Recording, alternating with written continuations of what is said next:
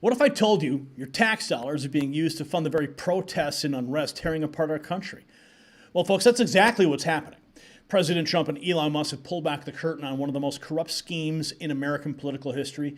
USAID, the agency supposedly dedicated to foreign aid, well, it's been caught red-handed, funneling millions to George Soros Open Society Foundation, which then uses that money to train and fund protesters. That's right, your hard-earned dollars are being laundered through government agencies and into the pockets of radical activists who want to destroy our way of life. This is the deep state in action. And while the deep state operates in the shadows, your pain doesn't have to. The corrupt networks that fund anti-American activities don't want you to know about Conolidine, the breakthrough natural pain reliever that's helping Americans break free from pharmaceutical dependence. Unlike the shady operations we're exposing tonight, Conolidine works with complete transparency, optimizing your body's natural endorphins to provide drug-free relief. Over 1 million Americans, including professional athletes and UFC fighters, have discovered this solution that the deep state's pharmaceutical allies try to suppress. It's legal worldwide, it's certified drug-free, and proven effective through 14 years of clinical research. End your pain today at trycono.com/NNN for less than $1 a day. It's linked down below. All right, let's get into it. Okay, I didn't know this. This is insane. Wall Street apes posting this, and Sharon tagged the education secretary and DOGE. What? Okay, this is insane that this was allowed to happen.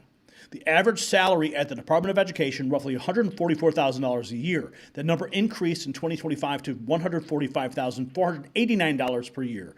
There are an estimated 4,144 employees at the Department of Education. That's $602 million, almost $603 million annually in just salaries. Money.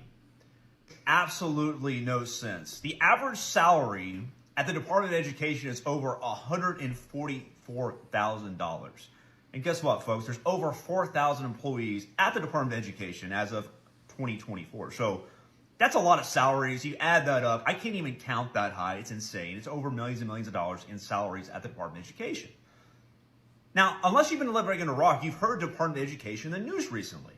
There's been talk by the Trump administration. Oh, the Trump administration, I'm so scared. I don't want to go. I can't go with that, right, if you're a Democrat. Well, let's break it down. Let's look at some stuff. So last week on Tuesday, they actually shut the Department of Education down on Wednesday. They didn't shut it down completely. They shut it down for one day for security reasons, I guess. But they did try to lay off half of the Department of Education. So what does this mean exactly? What does this mean exactly? What's been going on? Why would they want to shut it down? Well, I'll tell you a few things, in my opinion, why they want to shut it down. Let's look at the mission statement of the Department of Education. What's the mission statement? Our mission is to provide student achievement and prepare for global competitiveness by fostering educational excellence and ensuring equal access. Equal. Okay, that's their mission statement. So let's look at three different things to where there might be reason to actually shut this thing down. Number one is the test scores. So the Department of Education started under the Carter administration in 1979. And so from 1979 to 2025, are we getting better? Are we getting worse? And so I looked at the last several years, and it's been pretty much the same, getting pretty much worse over time. If you look at the last several years, you can Google it up. Or you do get the numbers. Well, I'll tell you. You Google it up. It was on austinstatesman.com. Let's put it that way. Here's a few things, though. The test scores, the last test scores I saw was in 2022. The United States ranked 16th in science, 9th in reading, and 34th in math. That's not good numbers in my opinion. We are a world superpower, economically the most powerful country in the world, militarily the most powerful country in the world. But I'm thinking about our future. I don't think that's good. 16th in science, 9th in reading, and 34th in math. Now thank you. No, that's horrible. That's Ryan Bird, 81, Wall Street Apes, posting that. We've got more to get into. Just go there posting. I love everything Trump and his department heads at DOGE is doing exactly what I voted for. And here is another example.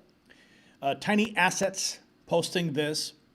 Here's Carrie Lake, who I bumped into when I was here in D.C. last time. And she told me what she was up to. It was pretty cool, actually. So he writes, here's another example of DOGE pointing out something it doesn't like to make headlines, but the lease is signed and the money is still going out. What is this? Here's the kicker.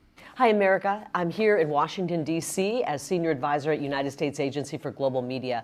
I'm working on behalf of you and President Trump and his administration, and I have been on the job for a couple of weeks now, and I'm horrified by some of the things I'm learning about this agency.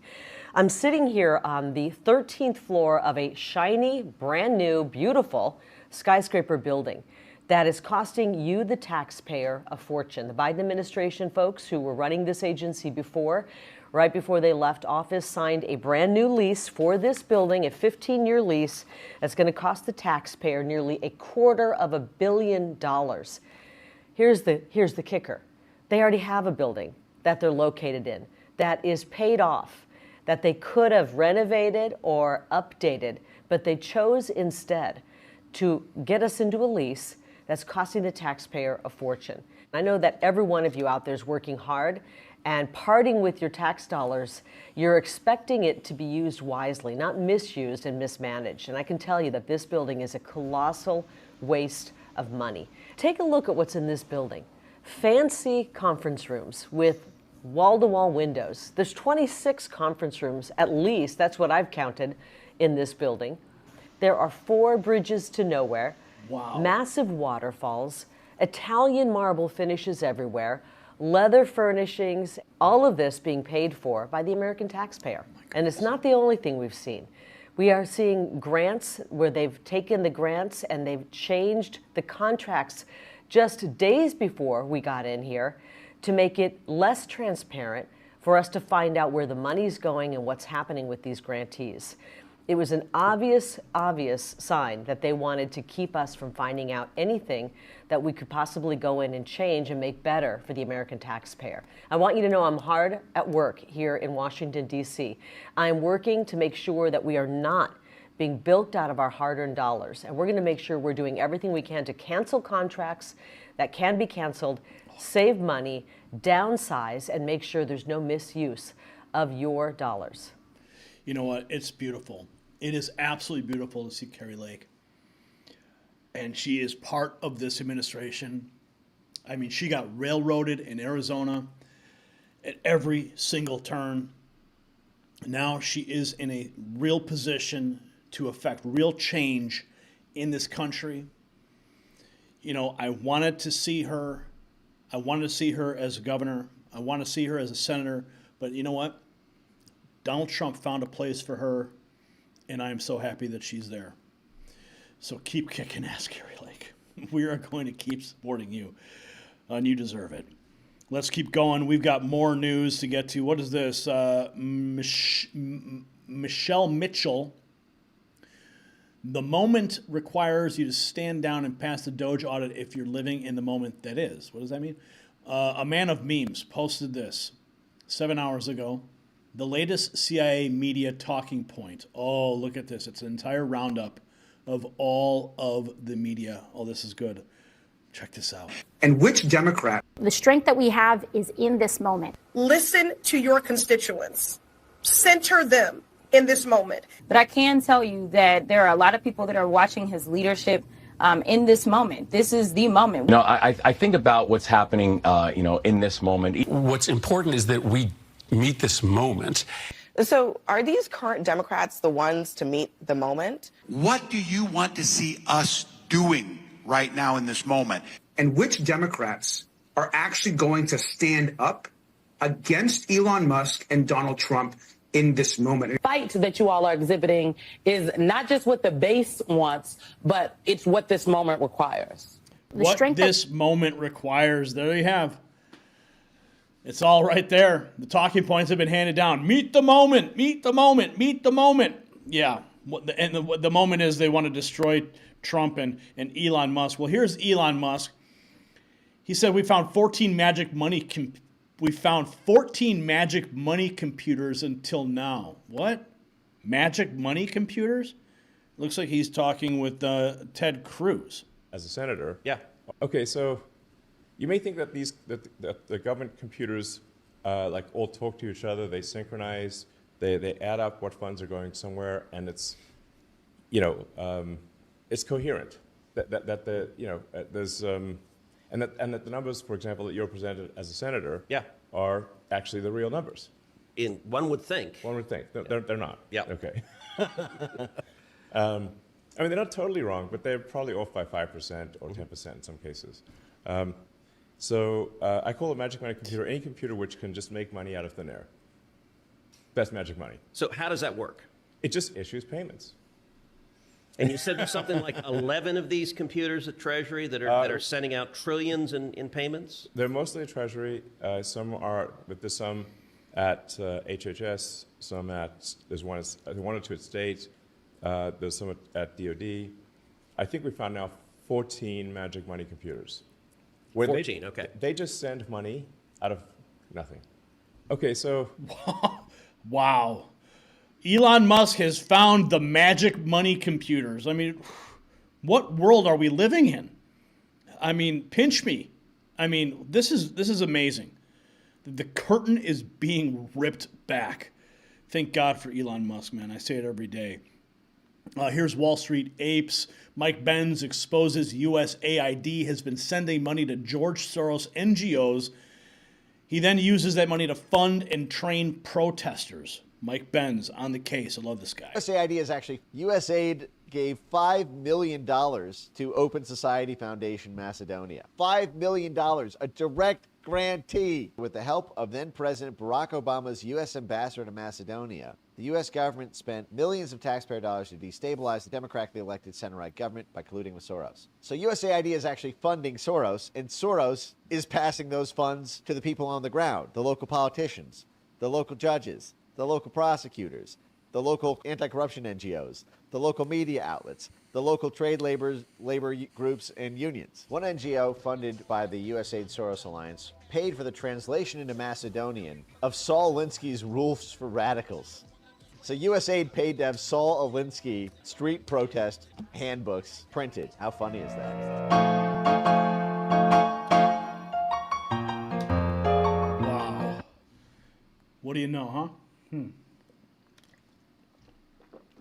We all knew it was happening. Now we have the paper trail. They're translating rules for radicals, folks. Oh, my goodness. Okay, Senator Ron Johnson had this to say. In our meeting with POTUS, we discussed the plan to get spending back to pre-pandemic levels, saving a minimum of $700 billion. Empowerment powers. Fox has learned that Trump is putting together a plan to slash federal spending without Congress. Can he do that? Can he cut spending without you guys? Well, he certainly has potentially some empowerment powers. That would be figured out by the court. But generally what Elon Musk is uncovering, we're going to have to codify that, and we can either cut the spending through a rescission process that starts with the White House. That may be what you're talking about there, or through our reconciliation process. The good news, I was in the White House with President Trump yesterday laying out my idea, my concept of how we can return to pre-pandemic levels of government spending by looking at Clinton in 1998 or Obama in 2014 or Trump in 2019, growing those actual outlays by population growth and inflation and coming up with a baseline budget somewhere between $5.5 and $6.5 trillion to build off of. Now, that's at a minimum saving $800 billion from what we're currently spending. President Trump was intrigued by that. I think he liked the idea, and I'm looking forward to working with him in the White House to flesh that all out. But, literally, listen, any business would go through a budget like this line by line. We don't do that in Washington, D.C. I mean, members of Congress, we have no idea how this money is being spent, which is obvious based on what DOGE is uncovering. So we need to do the work, go through a 5,000 or 6,000 line outlay budget, line by line, ask the questions, why are we spending so much more than just the inflation adjusted 2019? So again, President Trump was intrigued by it. I appreciate that fact. He certainly wants to cut waste, fraud, and abuse. There is so much room for reducing the size of the federal government and getting close, if not balancing the budget. Fox. Oh, wouldn't that be something, huh? What did he say, $700 billion? And DOGE has promised to cut $2 trillion. $2 trillion. And here is Elon Musk saying his companies are intended to do good for the future of humanity. More good. Why didn't you use the money that you purchased Twitter with to do something for charity, philanthropy, more good with that money? Well, I do a lot of things philanthropically, really, my companies are intended to do good for the future of humanity. With Tesla trying to accelerate the advent of sustainable transport and energy, and SpaceX is providing internet to the least served people around the world. So we're able to help Ukraine with the Starlink terminals and give them. Now, if you can see it, this is the Met Gala, May 3rd, 2022. This was when he was still, the darling of the left. Connectivity in particularly some of the hardest hit areas. So, I aspirationally, I am trying to do good for humanity and the future of civilization. Where did you? And of course, right, now the left is attacking him relentlessly, torching Tesla dealerships. Why? Because he peeled back the curtain on the corruption and he exposed the money that was going to George Soros through the USAID. CNN apparently is having a cardiac arrest over shocking poll numbers showing public support for DOGE's spending cuts. Uh-oh, Henry Enton, call 911. Already say that. CNN's Harry Enton joins me now to talk more about how people are feeling about when we're talking about the cuts that DOGE is bringing about. How are they feeling about Yeah, this to me was one of the more shocking figures that I saw. Made me go, wait a minute, hold on one second. Whoa, Americans on Trump and Joe's efforts. Musk and DOGE should influence government spending and operations. Look at this. 54%. The majority say that he and they should. How about approve of Trump trying to cut staff at government agencies? Again, you get a majority here. 51%. So yeah, Elon Musk might not be that popular, but these cuts and the idea of spending cuts, at least within the federal government and cutting at government agencies, that actually has majority support. I was truly surprised by this, Kate, but the numbers are the numbers. Well, there is a view. I was truly surprised by this. It just shows you how out of touch they are at CNN, right? But the numbers are the numbers. That cuts across Democrat and Republican of people thinking that Washington is too big, bloated. Majority support. I was truly surprised by this, Kate, but the numbers are the numbers. Well, there is a view that cuts across Democrat and Republican of people thinking that Washington is too big, bloated federal government, waste, fraud, and abuse. I mean, those are drain the swamp is what people run on over and over again. How do they feel? What do they think they're actually cutting? Yeah, what do they think they're actually cutting? Democrats want to argue that the type of spending that Musk is cutting is mainly necessary programs, but that comes in at just 36%. The wasteful spending actually wins the plurality here at 42%, according to a recent Washington Post Ipsos poll. And I think that is the reason why you see that when it comes to Musk and DOGE, you see, in fact, the majority believe he should have some influence because they believe, the plurality believe, that he is cutting wasteful spending, not necessary programs that Democrats are arguing. Oh, man, the numbers don't lie. They don't lie. So, the revelation about USAID funding Soros organization, it exposes the corrupt pipeline between your tax dollars and the chaos agents working to undermine our republic. It's a sophisticated money laundering operation that makes organized crime look amateur by comparison. The government takes your money, funnels it through seemingly legitimate agencies, and then directs it to radical groups that destabilize our country from within. The magic money computers that Elon Musk referenced are exactly this. Systems designed to obscure the flow of taxpayer funds into partisan political activities. President Trump's efforts to dismantle this corrupt network are already sending shockwaves through the swamp. But here's what I want to know from you. Should everyone involved in this taxpayer-funded scheme be prosecuted for misappropriation of government funds? Sound off in the comments below. And don't forget to grab your next news hat. I want to see you wearing it on the street, and we'll take a selfie together. It's linked down below, shop.nextnewsnetwork.com.